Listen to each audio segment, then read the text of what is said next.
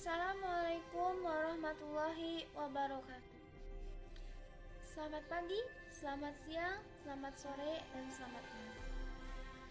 Pada kesempatan hari ini, saya Tia Hairunisa dari semester kedua kelas C dengan NPM E2035223681.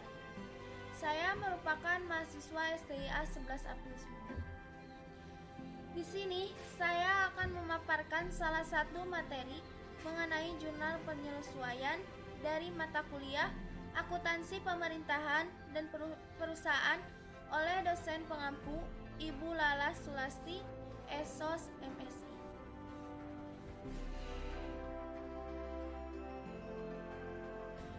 Baiklah, langsung saja kita mulai pada materi kali ini, yaitu jurnal penyesuaian.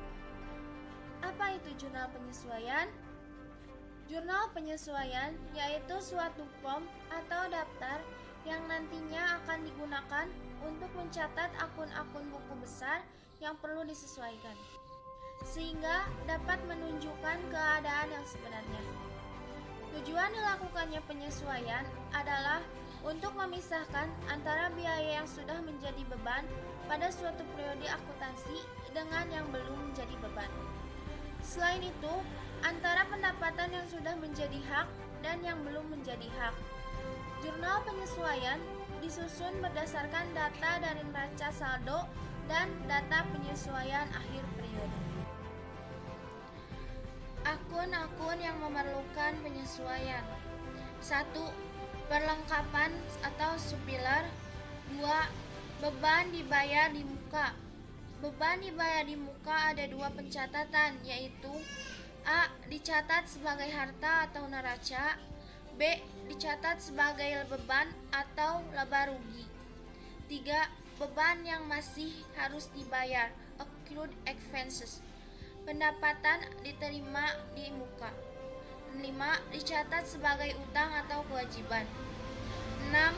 Dicatat sebagai pendapatan yang masih harus diterima ataupun penyusutan aktiva tetap.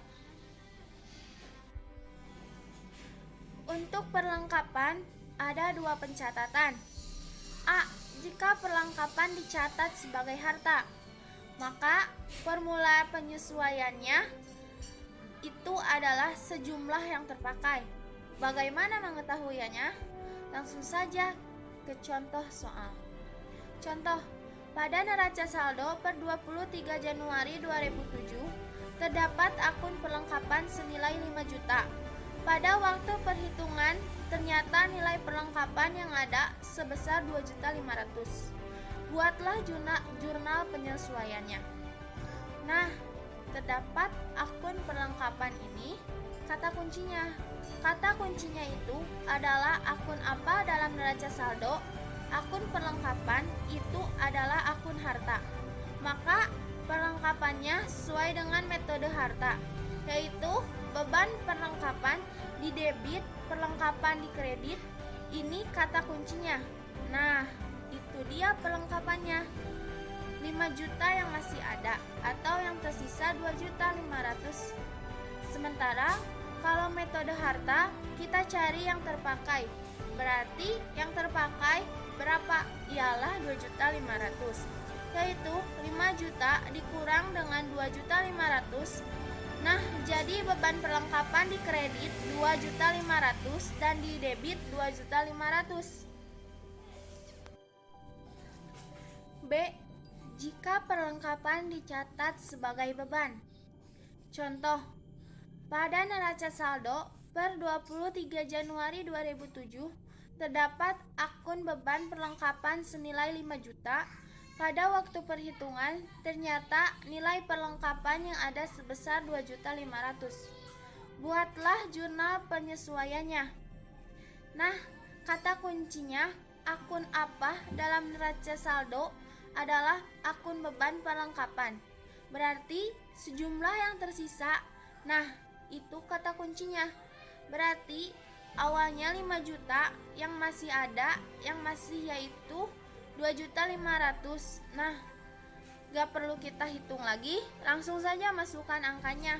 maka jurnal penyesuaiannya adalah perlengkapan di debit 2.500.000, beban perlengkapan di kredit 2.500.000. Jadi sama-sama 2.500.000. Beban dibayar di muka. Nah, yang kedua yaitu beban dibayar di muka. Untuk beban dibayar di muka ada dua pencatatan, yaitu jika dicatat sebagai harta atau metode neraca. Nah, formula penyelesaiannya adalah beban titik-titik di muka. Titik-titik ini bisa kita isi dengan sewa, iklan, ataupun asuransi. Biasanya hanya 3 akun ini. Nah, kalau dicatat di harta, ini formulanya.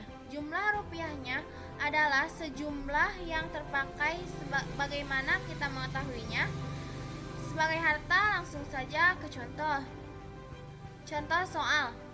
Dalam neraca saldo tercatat sewa dibayar di muka senilai 13 juta. Pada tanggal 23 Januari 2007 menunjukkan sewa dibayar tanggal 1 November 2006 untuk 1 tahun. Jurnal penyesuaiannya yang dibuat pada akhir periode adalah, nah, garis bawahi neraca saldo tercatat sewa dibayar di muka. Ini adalah akun harta. Yang menentukan bagaimana dia dicatat berarti sewa dibayar di muka dicatat sebagai harta. Berarti kita harus cari berapa yang terpakai, yaitu pada tanggal 1 November 2006 kita bayar sewa dimulai sebagai harta.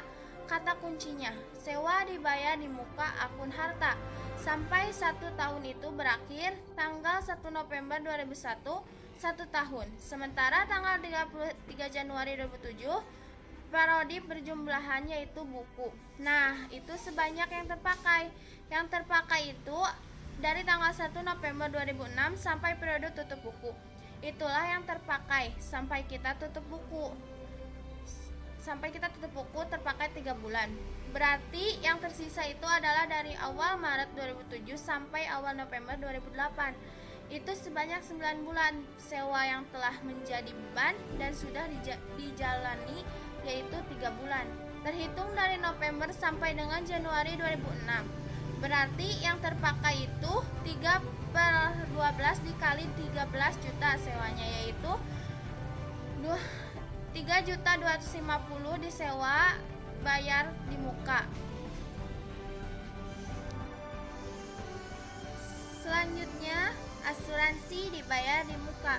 Jurnal penyesuaian untuk prem asuransi yang telah jatuh tempo tidak berbeda dengan jurnal penyesuaian untuk pemakaian perlengkapan. Saldo asuransi dibayar di muka di neraca saldo adalah jumlah premi asuransi yang belum jatuh tempo pada awal tahun ditambah dengan pembayaran premi yang dilakukan selama setahun. Pengakuan beban terutang. A. Utang gaji. Upah dan gaji yang telah menjadi hak para pegawai tapi belum saatnya dibayar merupakan utang bagi perusahaan. Utang ini serta beban yang berhubungan dengan belum dicatat, sehingga perlu dibuatkannya ayat jurnal penyesuaian. Upah dan gaji di perusahaan dagang maju dibayar tiap hari Sabtu untuk masa seminggu sebulannya. B. Utang bunga. Seperti halnya utang gaji, utang bunga adalah utang beban bunga yang jasanya telah digunakan tetapi saat pembayaran belum tiba. Tingkat bunga yang dibebankan adalah 19% setahun. Baiklah rekan-rekan, begitulah perangkaian materi mengenai jurnal penyesuaian yang dapat saya sampaikan kali ini. Semoga dari apa yang saya sampaikan dapat bermanfaat bagi rekan-rekan semua. Tentunya di sini saya meminta maaf apabila materi yang saya sampaikan terdapat kekurangan atau kekeliruan. Cukup sekian, saya ucapkan terima kasih kepada rekan-rekan dan juga kepada Ibu Lalas Sulastri Esos MSI yang telah memberikan bimbingan dalam mata kuliah akuntansi kepemerintahan dan perusahaan. Wabillahi taufiq wal hidayah. Wassalamualaikum warahmatullahi wabarakatuh.